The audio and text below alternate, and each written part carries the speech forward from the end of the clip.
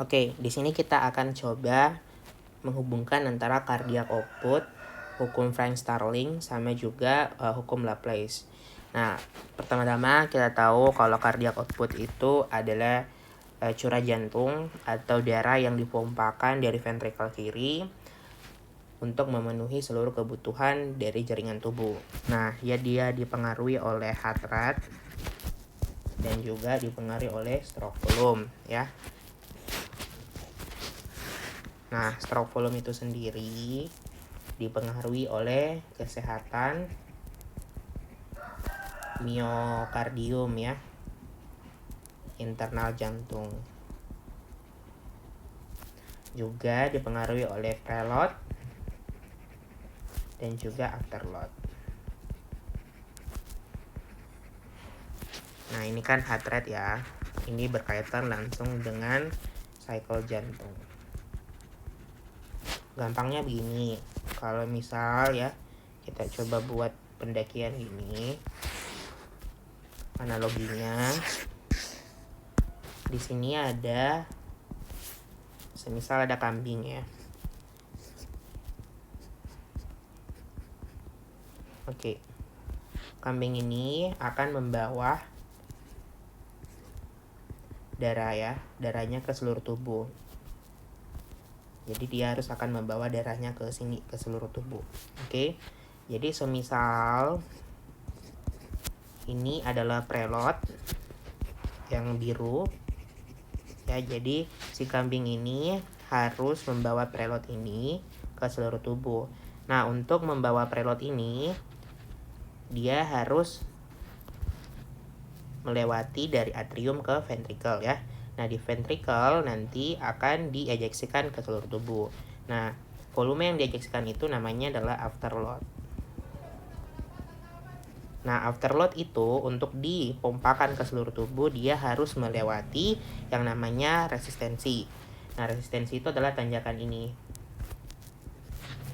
Oke, seperti itu untuk cardiac output secara simpel.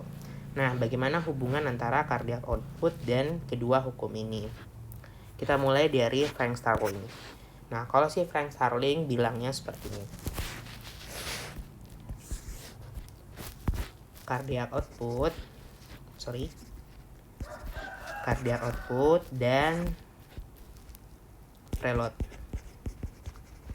Oh iya, preload itu sama dengan end diastolic volume. Oke, jadi kalau semisal preload ditambahkan atau semakin banyak preload, akan semakin banyak juga cardiac output.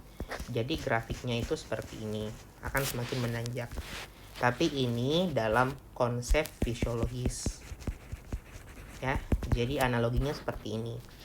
Semisal ada karet celana ya, karet celana.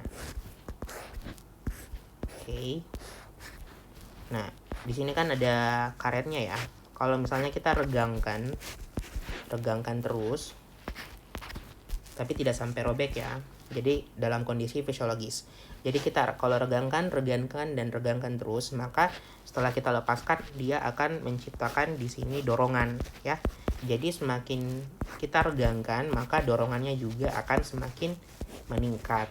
Hal ini bisa kita jelaskan langsung aplikasinya terhadap jantung. Ya. Misalnya seperti ini.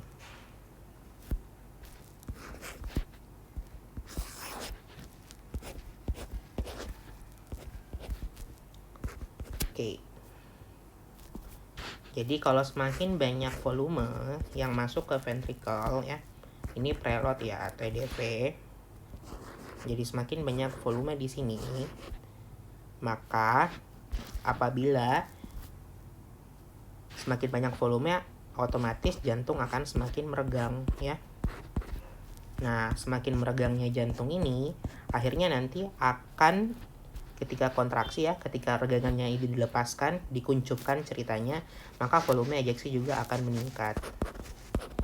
Ya, karena semakin dia diregangkan, semakin regang dalam kondisi fisiologis, maka kontraksi atau dorongan darah dari ventrikel kiri keluar ke seluruh tubuh itu akan semakin banyak ya.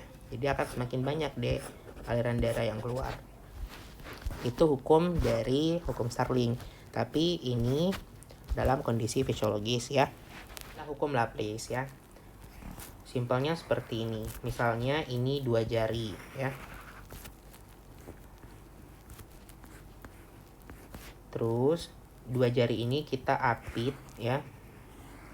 Kita apit dengan jari yang lain. Misalnya di sini ada 3 jari ya. Oke. Nah, jarak jari sini ke sini itu namanya radiusnya ya. Terus kemudian dorongannya nanti itu kita bisa simbolkan sebagai P saja. Kemudian tekanan ini adalah tensionnya. Jadi rumusnya seperti ini. P sama dengan tension per radius. Nah, apabila kita posisikan tangan kita seperti ini ya, maka akan sangat terasa pressure-nya ya. Akan sangat terasa pressure-nya. Jadi kalau semakin kecil radiusnya, maka pressure-nya akan semakin meningkat. Hal ini sama saja kalau misalnya kita aplikasikan ke jantung ya. Misal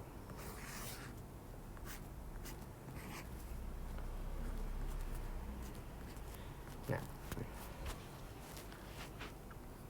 kalau semisal volume dari ventricle kiri itu normal-normal saja, maka jantung juga tidak akan terlalu meregang ya.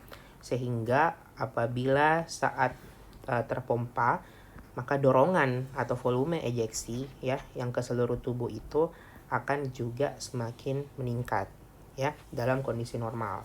Tapi kalau semisal jantungnya ini kelebihan cairan ya, kelebihan darah di ventricle kiri, justru sebaliknya, maka dorongan yang tercipta untuk keluar, untuk melawan resistensi itu akan semakin berkurang. Artinya jarak ini ke sini adalah radius, dan di sini kita ingin mencapai pressure tertentu, sehingga darah bisa terpompakan ke seluruh tubuh. Analoginya seperti ini kalau misalnya dilakukan perhitungan ya. Jadi P sama dengan T per R. Misalnya ya, tekanan atau tekanannya ini adalah 600, sedangkan misalnya radiusnya ini 5 cm ya, maka yang akan terbentuk adalah 120 mm raksa ya. 120 mm raksa ini normalnya dapat memompakan darah ke seluruh tubuh. Tapi semisal kalau si radiusnya ini semakin besar dengan tekanan atau tension yang tetap sama, misalnya di sini adalah 10, maka yang terbentuk hanya 60 meter raksa, sehingga mungkin saja ya, ini perhitungan contoh, 60 ini tidak dapat memompakkan darah ke seluruh tubuh ya. Seperti itu. Oke, kalian juga bisa mencoba hukum Laplace ini, analoginya bagaimana kalian rasakan tekanannya apabila kalian menjepit 4 jari menggunakan 3 jari saja. Pasti akan beda dengan menjepit 2 jari atau 1 jari. Itu salah satu analogi dari hukum Laplace. Nah, yang penting di sini dari menonton video ini kita tahu bahwa cardiac output itu juga sangat dipengaruhi oleh preload ya. Oke, nah ada namanya gagal jantung. Gagal jantung ini banyak tipenya. Salah satunya adalah low output failure. Nah, low output failure ini sangat berhubungan erat dengan preload. Hukum Starling dan hukum Laplace ini sangat bisa menjelaskan bagaimana preload bisa mempengaruhi output tubuh kita sehingga menyebabkan low output failure dari jenis gagal jantung. Adapun video selanjutnya akan dijelaskan lebih rinci tentang bagaimana preload ini hubungannya dengan gagal jantung. Oleh karena itu jangan lupa subscribe, like, dan share ya.